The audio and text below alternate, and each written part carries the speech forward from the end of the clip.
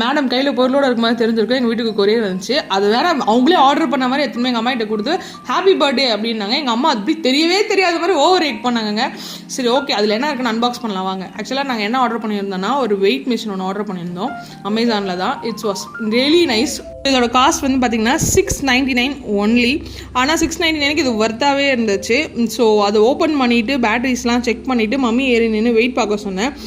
கரெக்டாக தான் வெயிட் காமிச்சிச்சு. ஏன்னா 2 days முன்னாடி தான் ஹாஸ்பிட்டலில் வெயிட் போட்டு பார்த்தோம். ஸோ அதை வச்சு தான் சொன்னேன். இட்ஸ் ஜஸ்ட் ஃபார் ஃபன், முடிஞ்சு அவாய்ட் பண்ணிக்கோங்க. நெக்ஸ்ட் என்ன பொருள் வந்துருச்சுன்னா எங்கள் வீட்டு கிட்ஸ்க்காக சன்ஸ்க்ரீன் ஒன்று ஆர்டர் பண்ணியிருந்தோம். அவங்க 2 பேர் அத்லெட்டிக்ஸில் இருக்கிறதுனால வெயிலில் போனால் கருத்துருவாங்க அப்படின்னு சொல்லிட்டு அவங்க மம்மி ஆர்டர் பண்ண சொல்லியிருந்தாங்க.